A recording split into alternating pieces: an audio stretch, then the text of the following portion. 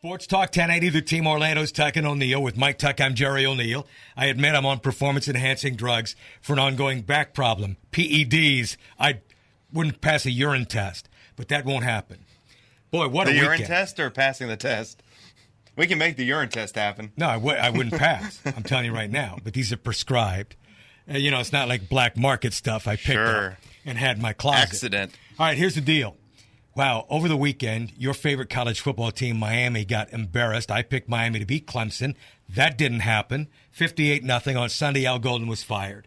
Saturday, UCF had a 10-7 lead over 21st ranked Houston in the waning minutes of the second quarter. Gave up 17 unanswered, and then the roof caved in. They got beat 59-10. On Sunday, officially, George O'Leary stepped down in his 12th year. Talk to me about Al Golden in Miami. Well, it was, I think, a spontaneous reaction to 58-0. Al Golden doesn't get fired if it's 28-14 on Saturday. I don't think anyone possibly believes that, because if you believe that, then you would believe he would have already been fired at some point previous, because nothing really changed as far as the resume, except for that now he has the worst loss in the history of the program on it. So is it something that was going to be done if Miami didn't have success this year? Yeah, I think it was going to need to be done. He was on the hot seat. Nobody came in with a hotter seat in college football than Al Golden. Let's talk. He was very loyal to the program, which I respect. Right. He could have left. He could have up and taken the Penn State job a couple of years ago and avoided all this mess. So I credit him for that, for sticking it through. He didn't do a good enough job coaching. He was loyal to assistants who didn't do a good enough job. Again, back to that word loyalty. And then, the players he recruited. Look, and I said this on Saturday, and I'm very serious when I say it. 58-0 isn't a coaching loss. That's a player loss. You got to have a little bit of pride if you're going to lose by 8 touchdowns in a football game. That's a lack of it, that you don't care enough to go out there and perform and play harder. So it was a all-around situation. This isn't like a turnkey, next coach is going to come in and Miami's going to go 12-0 next season. No. They got a lot of problems. So it's not just an Al Golden thing.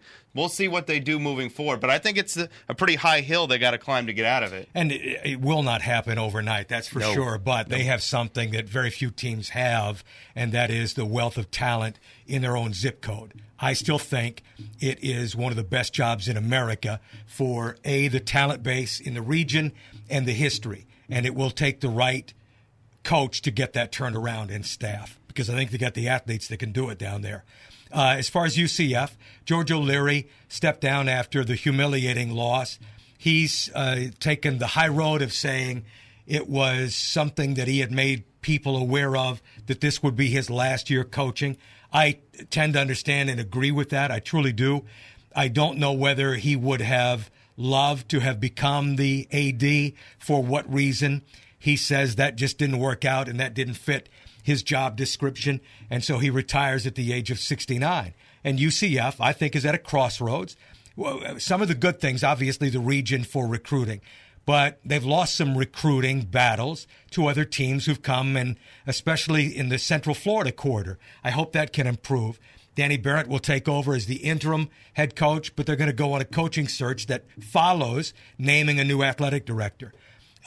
The American Athletic Conference has made giant strides, thanks in part to UCF and what they've done the first 2 years in the conference. And we see, again, 3 teams from the conference in the top 25 and playing like they're worthy of it. So it's very disappointing for Coach O'Leary, because 2 years ago they were 12-1, and at the end of the game skunked 6th-ranked Baylor in the Fiesta Bowl, won a second conference championship last year. There are a lot of reasons that contributed to this year's football program.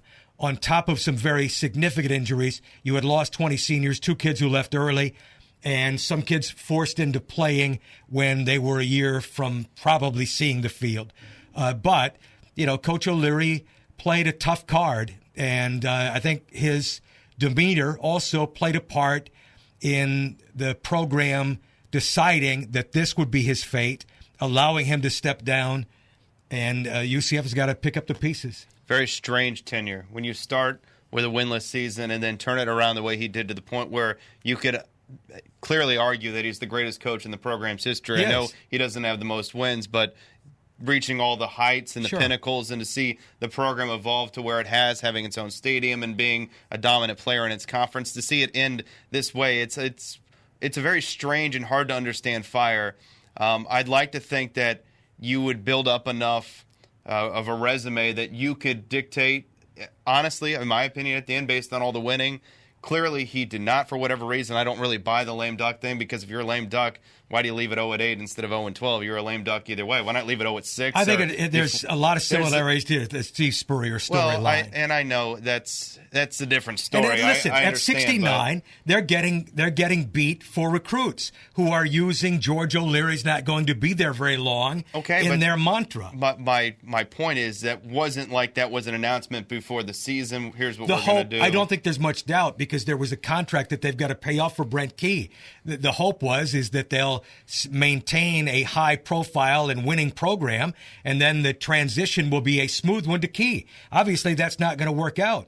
That's already been announced. So that hope failed, and with it is a mentality at UCF to start over. It's disappointing, and it leaves you very much wondering where the start over point is. Is the start over point at 0-12, or is the start over point closer to where it was before? It'll be very interesting to see what the next guy comes in and is able to do, if this is a quick fix or if this is a problem. It's my opinion, with the roster this team has, the experience a lot of these kids got this year, this is a team, it's my opinion, in watching these kids and being around these kids, they have the ability to win games next year. We'll find out. With who is their head coach, we'll find out. Same story at Miami. We're Tuck and O'Neill, weekdays 3 to 7, Sports Talk, 1080 The Team, Orlando.